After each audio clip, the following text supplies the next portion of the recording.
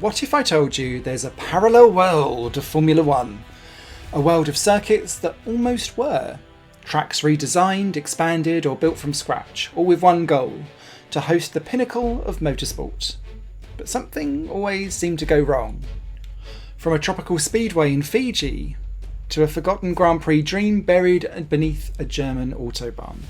To plans so bold they would have turned old ovals into high-speed stadiums.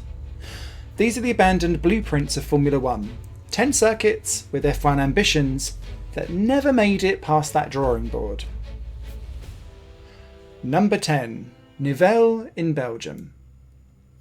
A circuit that was supposed to represent the future of Formula One, but instead became one of its most overlooked failures. In the late 1960s, Belgium faced a mounting pressure to improve safety of Spa-Francorchamps. The old high-speed street circuit through the Ardennes was thrilling, yes, but also deadly.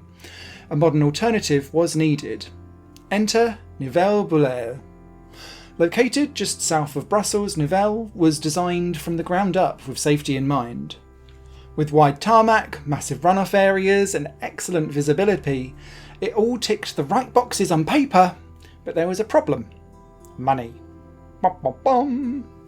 The plan was to build the track in 2 phases, with phase 1 being the shorter functional layout and phase 2 being a much longer, more complicated extension that would follow once more funding and support were in place. But that never happened. The land required for the expansion belonged to a separate landowner, who suddenly noticed that there was going to be an F1 circuit next door and demanded a higher price. And with budgets already stretched, the expansion was scrapped, and what remained was a 3.7 kilometre short circuit. Nivelles still made it onto the Formula One calendar, hosting the Belgian Grand Prix in 1972 and 1974. But the reception was lukewarm. Drivers complained it was boring. Fans stayed away. Spa was dangerous, but it had character. Nivelles was seen as safe but sterile. Outside of F1, Nivelles hosted some Formula 2 and national events, but nothing ever brought the crowds. The layout, originally a placeholder, then became permanent, and the circuit never quite recovered from that identity crisis. By 1981, the track circuit licence expired. To renew it, it would have required serious investment, but with years of disappointing attendance and financial strain, no one was really stepping in or willing to help save the circuit, and just like that, Nivelles was done. What's tragic is that we never saw what could have been.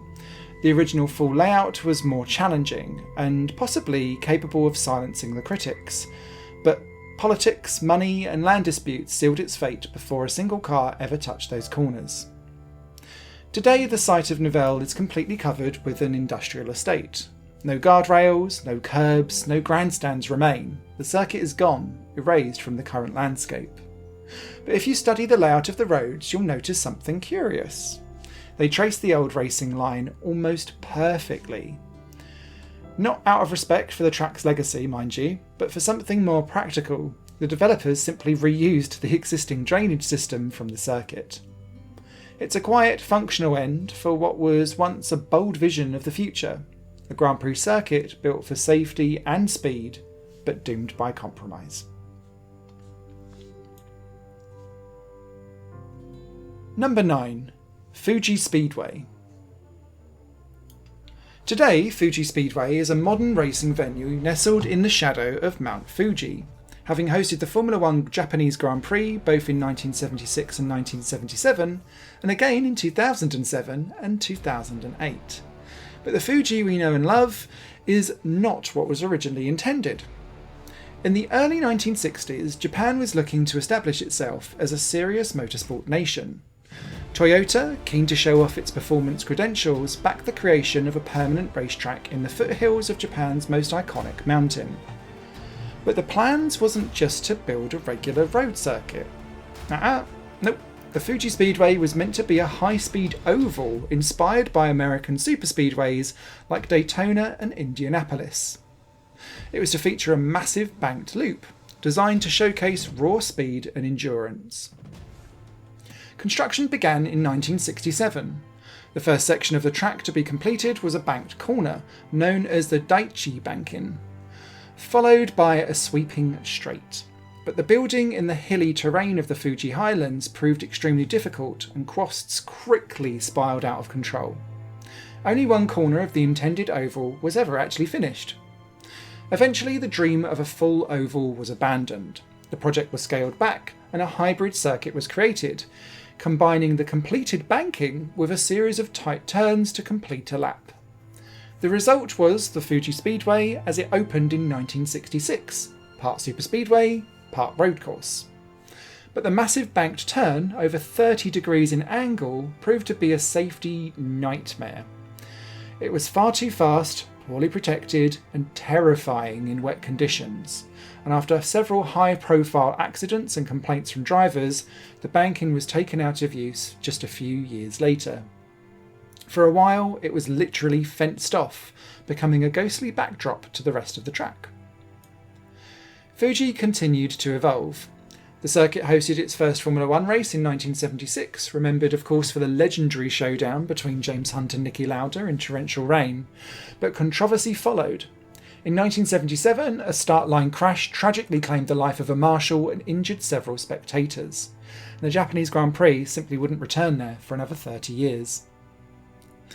In the early 2000s, Fuji Speedway was completely rebuilt. The redevelopment, overseen by famed circuit designer Hermann Tilke, removed the long banked curve and replaced the classic layout with a modern FIA-grade facility. With Toyota now in full control, the track was transformed into a sleek, high-tech venue designed to meet the demands of international motorsport, including Formula One. The new layout debuted in 2005, and Fuji returned to the F1 calendar in 2007 after nearly 30 years. But the oval, once the centrepiece of Japan's bold racing ambitions, was totally gone. Dismantled during the renovations, with only a small remnants left, intact as a quiet tribute to its past. Number 8. AVUS in Germany. The AVUS in Berlin was never a typical racetrack. Originally built as a test road, it was little more than two long straights joined by wide curves. Fast, flat, and frighteningly simple. When it opened in 1921, it was already the fastest track in the world. The original layout featured two gentle loops, a long northern turn and a smaller curve in the south. But in the 1930s, under Nazi rule, Berlin was redesigned as a showcase capital. The northern loop of AVUS had to make way for a new road to the Olympic Stadium and the Deutschlandhalle Exhibition Centre.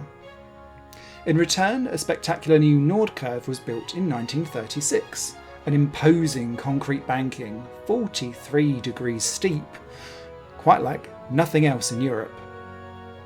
Around the same time, plans were drawn up for a second banked curve to the south, the Südkurve, to complete the AVUS as a true high-speed oval. The first groundwork was laid, but the outbreak of World War II brought construction to a halt, and the Südkurve was never finished. In the post-World War II years, racing returned to AVUS, but the southern loop remained a flat, awkward hairpin. Still, the track hosted top-level events, including two Formula One races in the 1950s. The 1954 and 1959 German Grand Prix were held there using the mighty Nordkurve, but still lacking the southern banking, meant that it had to all be a bit of a balancing act. Both races saw extreme speeds and extremely high risk. Despite its limitations, AVUS lived on as one of the most unique circuits in motorsport, but by the 1990s, safety concerns and rising traffic brought its racing history to a close. Today, the site of the unbuilt Südkurve still exists, a quiet, forested clearing shaped like a ghostly curve. Few who passed realised it was once meant to be intended to become a mirror image of the Nordkurve, completing what might have been Europe's only fully concrete speedway. Number 7. Red Bull Ring in Austria. The Red Bull Ring, formerly known as the A1 Ring, and before that, the artist formerly known as the legendary Österreich Ring, or Österreich Ring, is one of the most scenic tracks in Formula One. But what most people don't know is that Red Bull founder Dietrich Mateschitz had much bigger plans for the circuit. In the early 2000s, long before the track reopened under the Red Bull ownership, Dietrich Mateschitz had grand ambitions. Not only would he bring top-level racing back to the Styrian Hills, but he wanted to revive a forgotten part of motorsport history, the Westschleife, a long flowing section of the track from the original Österreich-Ring that had been out of use since the 1990s. This wasn't just a concept. The plan was approved and already in motion. Construction crews began work.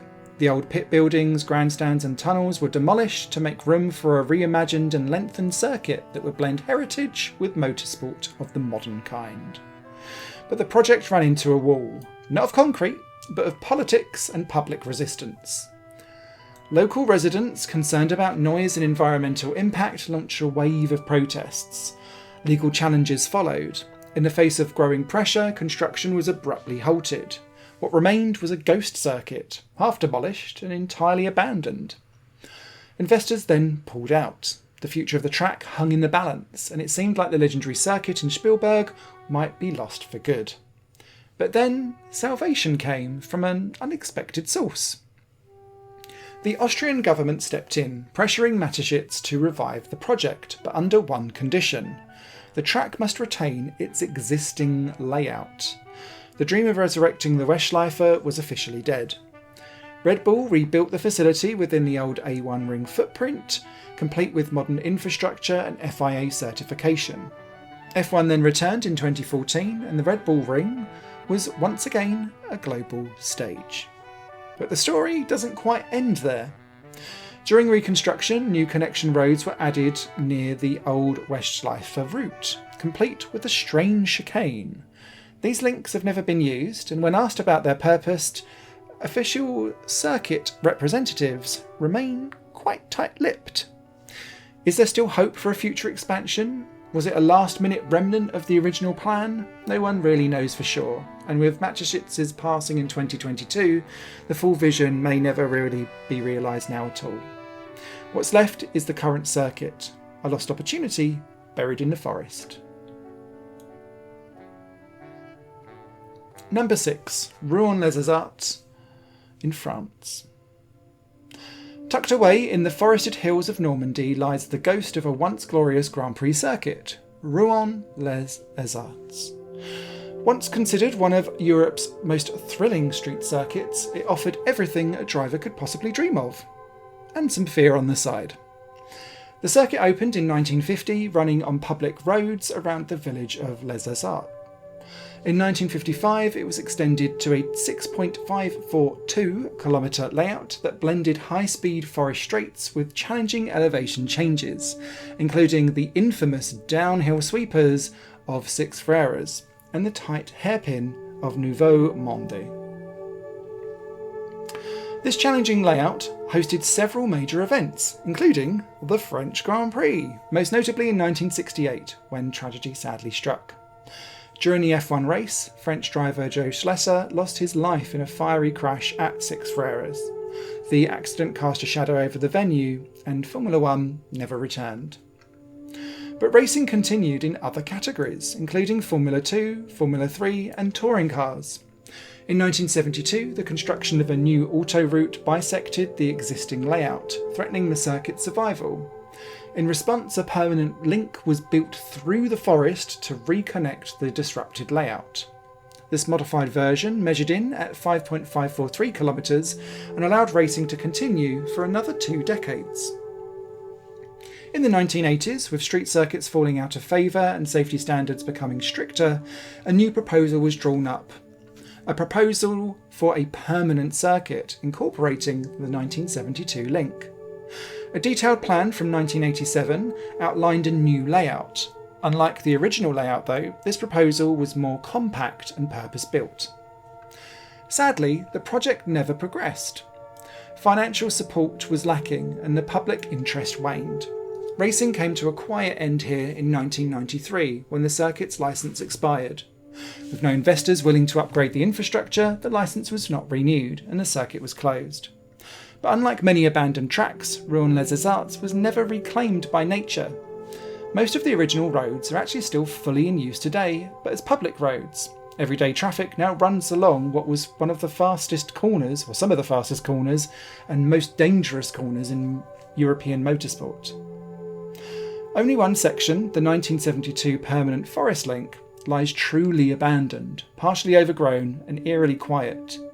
It remains walkable and is occasionally explored by racing history fans and urban explorers. At Nouveau Monde, the famous hairpin, you can still see crumbling concrete steps embedded in the hillside, remnants of the grandstands that once overlooked heroic braking manoeuvres and daring overtakes. These, along with the forest section, are all that visibly remain of Europe's most dramatic and beloved circuits. Rouen-les-Essarts may be gone from the racing calendar, but its spirit still lingers, not just in memories, but in the roads themselves. Roads that once echoed with the roar of Formula One cars, and now hum quietly with the sound of everyday life. Number 5. Zandvoort in the Netherlands. Tucked between the sand dunes of the Dutch North Sea coast, Zandvoort has long been one of Europe's most atmospheric circuits. With its undulating terrain, fast corners and sea breeze sweeping over the tarmac, the original layout, first used in 1948, quickly became a driver's favourite, and from 1952 onward, it's been a regular fixture on the Formula One calendar. But by the mid-1980s, the roar of engines in the dunes was starting to fade. Noise complaints from nearby neighbours and residents were growing louder, and by 1985, Formula One left the track behind. What followed was a period of deep uncertainty.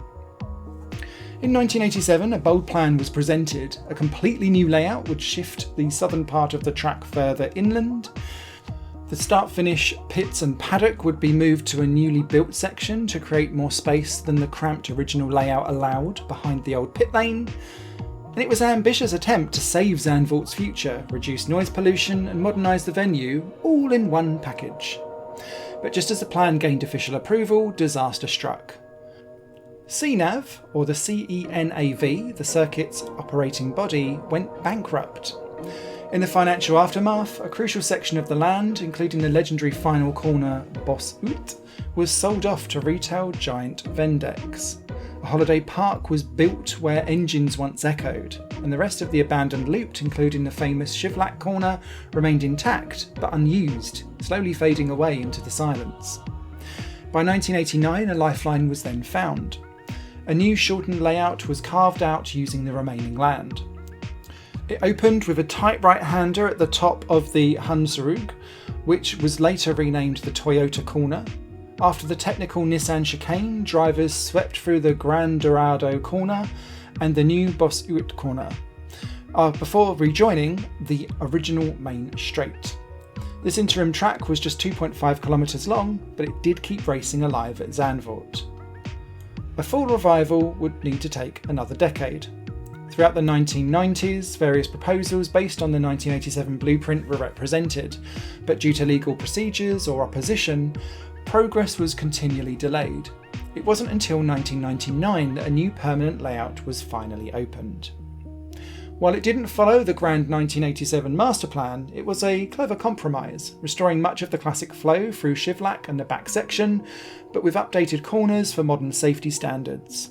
It wasn't the full dune ribbons of old, but it was enough to provide high-level entertainment and motorsport to come back. And then became the biggest twist, its preparation for Formula One's long-awaited return in 2021. 2 steeply banked corners were added, not for nostalgia, but out of necessity. The Hugenholtz corner was reprofiled to give a dramatic banking as part of a last-minute compromise. Back in 1987, there were plans to relocate the pits and paddock to the new infield section of the track, but when the relocation never happened, an alternative proposal emerged. Demolished the Gerlach and Hugenholtz corners to make space for the existing pits. Thankfully, that plan was shelved, and instead the Hugenholtz corner was slightly realigned and steeply banked, improving both flow and safety without sacrificing character. At the end of the lap, the Arie Luyendyk corner, formerly known as the Bos Uit, was also transformed. The start-finish straight was too short, frankly, for a fully functioning DRS zone, so the solution was to build a high-speed, banked final corner that allowed drivers to keep DRS open all the way to turn 1. So, Formula One was back after 36 years, but not without some bold engineering and a few daring compromises. But now, the sands of time seem to be shifting once again. The Dutch Grand Prix is set to disappear from the calendar after 2026, and whether it returns remains to be seen. For Zandvoort, it's yet another chapter in the long history of dreams drawn, redrawn, and sometimes left abandoned. Number 4. Donington Park, United Kingdom. Let's shift our focus to England's Donington Park, a venue steeped in rich racing history and dashed F1 dreams. In 1993, Donington hosted the unforgettable European Grand Prix, where Ayrton Senna delivered what may be called the drive of the decade, slicing through the field in torrential rain to claim a memorable victory. Probably this will remain the only Formula One race being held at Donington. Fast forward though to 2007 and 2008, circuit owner Donington Ventures Leisure Limited struck a 17-year deal to host the British Grand Prix starting from 2010. To make the venue F1 ready, ambitious plans were drawn up by famed designer Herman Tilke.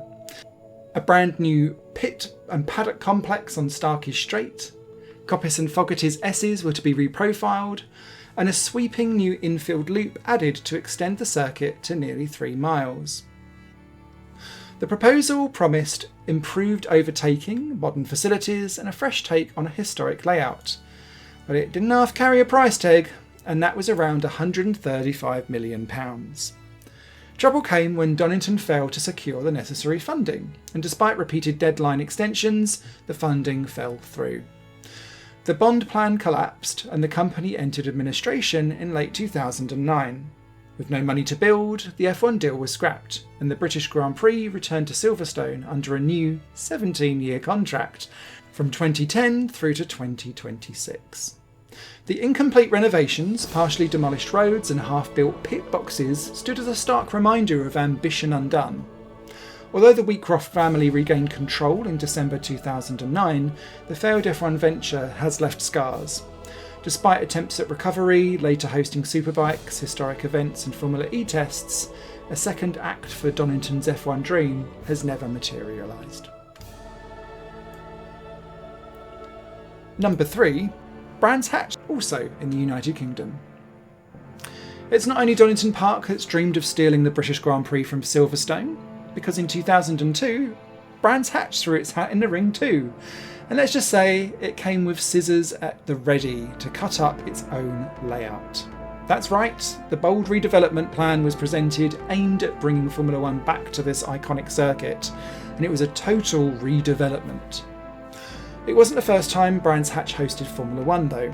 In fact, throughout the 1960s, 70s and up to 1986, it alternated hosting duties with Silverstone. Many fans still hold fond memories of those races through the wooded hills of Kent. But times have changed, and Formula One's demands certainly have too. To meet the sport's modern safety and run-off standards, the proposed plan involved drastically altering the circuit's flow. Nearly every fast corner was set to be neutered. Surtees and Hawthorne would become 90-degree bends. Clark Curve slowed down into a chicane. Only Paddock Hill Bend, with the fearsome downhill right-hander, was left untouched. Perhaps even planners knew better than to mess with that one. Jesus Christ, could you imagine? The new layout would have meant a total reimagining of the classic circuit, but while the changes may have appeased F1 safety regulations, they did not sit well with fans or purists. It felt like trading soul for spectacle. There was another hurdle though, the price tag. Yep, welcome to England. Redeveloping the entire venue to meet modern F1 standards would frankly be a financial mountain. Between land constraints, local residents and the steep costs, the plan began to lose traction. Ultimately, the project stalled. Formula One stayed at Silverstone, Donington's bid failed fast too, and Brands Hatch went back to doing what it does best, hosting thrilling national and international racing on one of Britain's most beloved layouts. The ghosts of that ambitious 2002 blueprint still linger in the archives, a reminder of just how close Brands Hatch came to rewriting its own history, and from my personal standpoint, thank God they never did. Number 2. Linas-Montlhéry in France. When you think of France and Formula One, names like Manicourt and Paul Ricard might come to mind, but true racing connoisseurs also remember the legends of Rouen-les-Essarts and Reims-Go. And then there's one circuit with a legacy all of its own, Linas-Montlhéry. Built in the 1920s just south of Paris, Montlhéry was France's answer to Brooklands and Monza. A high-speed oval with massive banking, steep, aggressive and terrifying. But Montlhéry wasn't just an oval. A long road course looped into the forest, forming a hybrid circuit that tested both nerves and skill. In the pre-war years, it became a beacon of speed records and endurance events, and Formula One raced here only the once in 1951. But as safety standards progressed, the track's monstrous concrete banking, ageing facilities and lack of runoff made it frankly unsuitable for modern racing. Still, in the late 1980s and early 1990s, a daring proposal emerged. Bring F1 back to Montlhéry. The plan? A brand new permanent road course. Modern, safe and F1 compliant, built partially inside the oval and connected to updated sections of the old circuit. And here's the twist. The legendary banked oval would become a spectator grandstand. Fans would sit high above the action, overlooking the new track from the very curves that once hosted daredevils and death-defying speedruns. It was bold, it was cinematic, but sadly, it was never built. Funding issues, bureaucratic hurdles, and concerns over noise and infrastructure stalled the dream. Eventually, the plan was shelved, and another blueprint was left to gather dust. Today, Montlhéry lives on a quieter form. Its banking still sees use, although not by race cars, but by test drivers and engineers. Vintage events and historic parades pay homage to its past, but its moment in the F1 spotlight never returned. A circuit that once roared with promise, now a monument to what might have been. Number 1, Pescara in Italy. At number 1, we travel to the Adriatic coast of Italy, to a circuit so long and so wild, it became legend after just a single Formula One Grand Prix. Winding through the hills and villages of Abruzzo, the Pescara circuit stretched over 25.8 kilometres, making it the longest track ever to host a Formula One race. It wasn't a permanent facility, could you imagine? It was stitched together for a network of public roads racing past olive groves, seaside cliffs and sleepy towns like Spoltore and Montesilvano. First used in 1924 for the Coppa Asabo, the Pescara quickly earned a reputation as both spectacular and terrifying, a southern cousin to Spa and the Nordschleife, but with even fewer safety measures. In 1957, Pescara hosted its one and only Formula One Grand Prix, a last-minute replacement after the cancellation of the Belgian and Dutch rounds. Stirling Moss won the 18-lap sprint, but even he admitted it was one of the most dangerous tracks he'd ever raced on. Just a few years later, the circuit was deemed unsuitable for any kind of modern racing, and by 1961, major events at Pescara were a thing of the past. But that wasn't the end of the story. In the 1980s and early 90s, an interest in historic venues started to return, and dreams of a Pescara comeback began to surface. Two parallel ideas were discussed. The first was bold, and arguably probably quite naive. Restore the original street circuit for modern racing. The plan included widening narrow sections of the road, adding runoff areas where possible, creating link roads to form shorter versions of around 10 kilometres, could you imagine that being the club version of a circuit, and upgrading safety infrastructure to meet FIA standards. Some even imagined rotating the Italian Grand Prix between Monza, Imola and a modernised Pescara. The second proposal was a little bit more realistic. Build a brand new permanent track in the region inspired by the layout and scenery of the original Pescara road course. The new facility would retain the spirit of the original but meet all of the modern standards, similar to what Red Bull Ring tried to do with the Österreich Ring. Design sketches were made, local officials even expressed interest, but both of these plans hit the same brick wall. Money infrastructure and bureaucracy. Restoring a 25-kilometre public road circuit was basically impossible in this day and age. The route passed through dense villages with buildings just metres away from the racing line. And a new circuit? Well, the cost of land acquisition, construction and support facilities were far beyond what the region could actually justify, especially without a guaranteed Grand Prix slot. So quietly, both dreams faded away.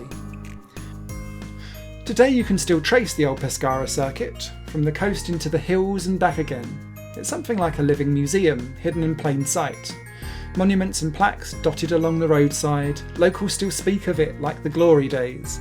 But the sound of Formula One machines tearing through the streets is frankly long gone. No gravel traps, no Armco, just some faded white lines and the ghosts of speed. So there you have it. 10 grand visions that were meant to reshape the future of Formula One, but never made it past the blueprint stage. Some came heartbreakingly close, whilst others were always destined to remain something of a fantasy. But all of them reveal the ambition, the politics, and sometimes the utter chaos that's involved to bring a Grand Prix to life. Which one surprised you most? Do you think any of these circuits deserve a second chance? Are you glad that some of these plans never saw the light of day? Hands off my Brands Hatch. Let us know down in the comments and we read them all. Thank you so much for watching this video, and if you enjoyed it, don't forget to hit like, subscribe and the notification bell so that you don't miss out on future videos of racing history. And if you enjoy forgotten racetracks or legendary layouts, take a look at the rest of the channel because there's tons more where that came from. Oh, and if you're a true fan of motorsport, then there's a free ebook over on circuitsofthepast.com about 7 abandoned circuits that you can visit legally. Thank you so much for watching, and until next time, keep exploring the circuits of the past.